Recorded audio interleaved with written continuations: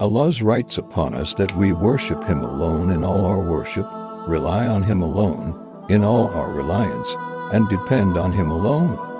And whatever we depend and need, dependence on Allah alone, and no one but Allah. The rights of Allah upon His servants, as the Prophet Muhammad, peace be upon him, says, is that you worship Allah alone, and your heart is attached to Allah alone. And that heart fears no one but Allah alone.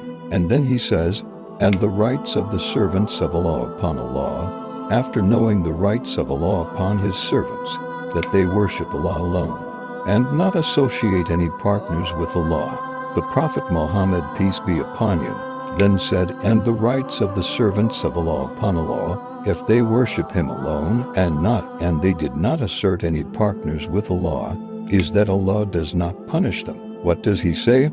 Allah does not punish them.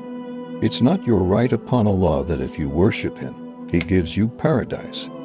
You are His servant, you are His creation. He does with you whatever He wants.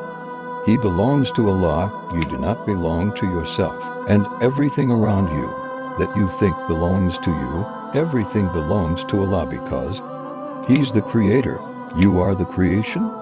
He is the Master, and you are the servants. So the rights of Allah upon you, that you worship Him, and not to associate any partners with Him. In return, if you do that, your rights upon Him, not that He gives you paradise. Prophet Muhammad, peace be upon him, says He does not punish you, that's your rights. What about paradise? That's from the generosity of Allah. He gives you something extra, and He gives you so much. That's why He described Himself as Ash-Shakur, the appreciative. Why? Because He gives so much. He gives a lot for the little that you do. You do so little. What do? You do so little for Allah, and Allah gives you so much.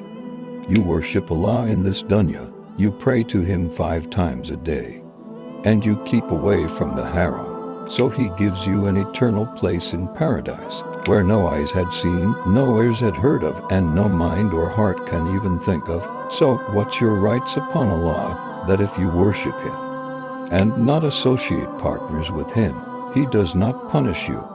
And that's why some of the scholars say, if Allah casts all servants in hellfire, it is His rights. He is the Creator. He could do whatever that He wants with His creation. But Allah's justice and generosity, He does not do that. Where do you fit in? Where do you stand? Do you wake up in the morning knowing that you belong to Allah? He lives your day and you remember that you belong to Allah. You sleep at night. Do you remember that you belong to Allah? You live every single hour, every minute and every second of your life, that you belong to Allah, or you believe that you belong to yourself. Where do you stand? And that's why Allah commands upon us orders. Allah has the right upon you that you obey Him and never disobey Him. You obey Him and you never disobey Him. And when Allah commands you for an order, and Allah ordains upon you an order, you have no rights to object or even hesitate.